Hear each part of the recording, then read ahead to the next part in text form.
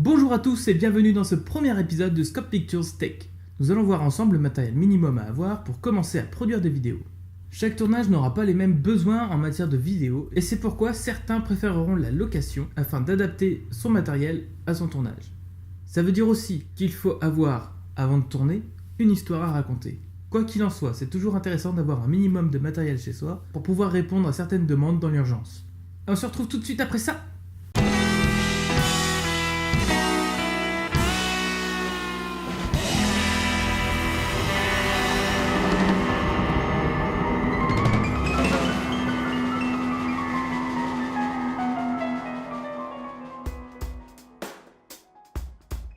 Et nous commençons logiquement avec l'image. Quelle caméra choisir? On va parler ici de petit budget. Rien ne sert d'avoir la caméra dernier cri qui vient de sortir. Le plus important dans votre matériel vidéo, il faut pouvoir faire tous vos réglages manuellement. Si vous pouvez faire ça, pas besoin d'acheter autre chose.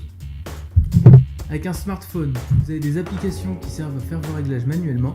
Et la qualité d'image ressortie par un téléphone, par un smartphone, peut être tout à fait suffisante ou satisfaisante par rapport à vos besoins. Ce que moi je conseillerais, c'est le DSLR. Pour les tout petits budgets, franchement, n'allez pas acheter le dernier appareil photo chez Canon qui est sorti. Ce que je conseille toujours à quelqu'un qui vient me demander, c'est le Canon 550D. Pourquoi ? C'est un des premiers réflexes chez Canon à produire de la vidéo.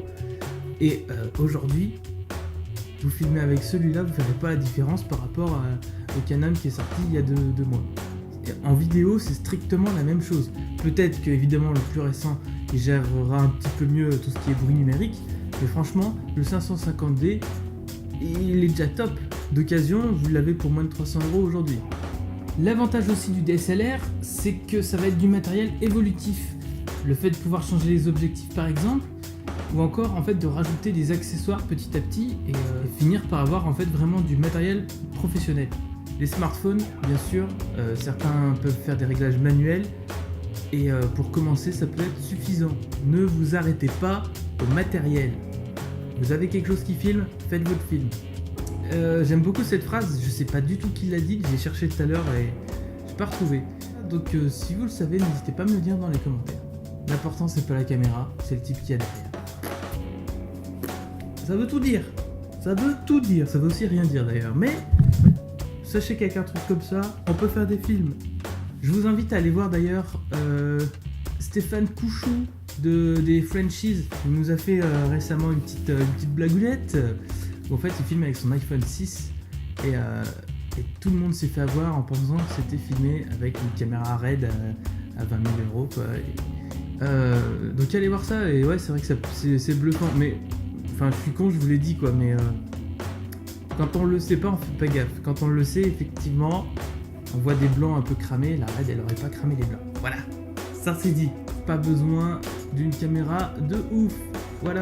J'espère que j'ai tout dit. J'ai dit tellement de trucs que je sais plus ce que j'ai dit.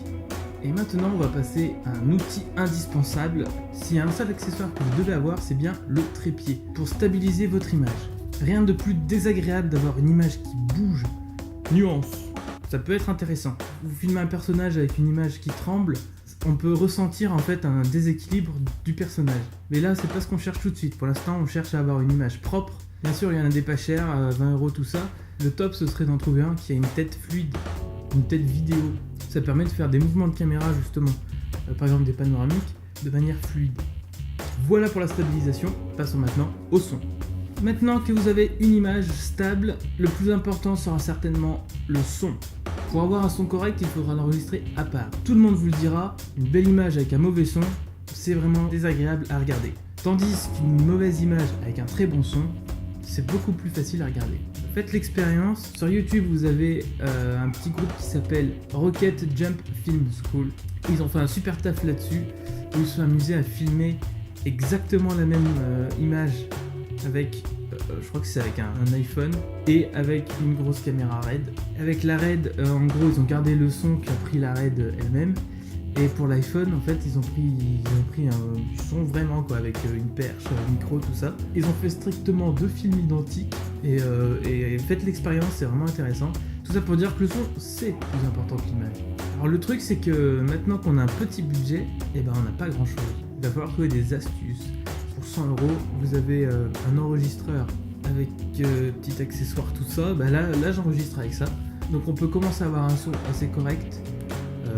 Bon là je suis en intérieur donc ça marche bien. En extérieur c'est moins bon parce que ça prend vraiment tout l'environnement autour du micro. Pour les marques d'enregistreurs, vous avez donc le Zoom H1 et vous avez à peu près l'équivalent chez Tascam, le Tascam DR20. Les deux se valent, donc c'est à vous de voir celui que vous trouvez le plus intuitif.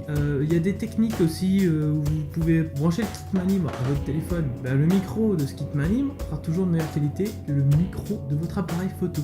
Et sur votre téléphone, bien sûr, vous avez l'option enregistrer. Merci Guillaume pour l'astuce. On a déjà du matériel en fait. Bon alors on a vu l'image, la stabilisation, le son, voyons maintenant la lumière. Alors les techniques les plus cheap, ce sera simplement de s'allumer avec la lumière naturelle, avec la lumière du soleil. En intérieur, si la lumière du soleil est trop forte, vous mettez un simple voile opaque mais un peu transparent pour avoir une lumière diffuse, une lumière vraiment douce. En matière de pas cher, vous avez aussi le petit halogène de chantier qui est vraiment pratique et pas cher. L'avantage c'est qu'il a une lumière vraiment forte, l'inconvénient c'est qu'il a une lumière vraiment forte. Mais vous cherchez pas forcément une lumière forte. Alors l'astuce ça va être simplement de diriger le spot vers un mur, vers un plafond, et du coup votre sujet sera éclairé par la réflexion de la lumière sur les murs. Dernier point, ça va être l'informatique. Vous avez besoin d'un ordinateur assez puissant avec une super carte graphique. Je vois celui que j'ai là, sur des petits projets comme ça, avec une émission, c'est très très bien. Mais dès que je vais avoir un film plus... même pour mes projets professionnels, il est pas... c'est pas le top. Mais je fais avec. Donc si vous êtes patient et que vous aimez la longueur, pas de problème, gardez votre ordi. Rajoutez peut-être un petit peu de RAM. Si vous avez apprécié cette première vidéo, n'hésitez pas à mettre un pouce vers le haut. Si vous avez des questions, quelque chose un point que j'ai oublié, n'hésitez pas à me le dire. J'essaierai de corriger ça. N'hésitez pas à vous abonner à la chaîne pour ne rien rater des prochains épisodes. Et je vous dis à très bientôt avec la prochaine émission qui sera consacrée au réglage de votre boîtier. Alors à très bientôt, ciao!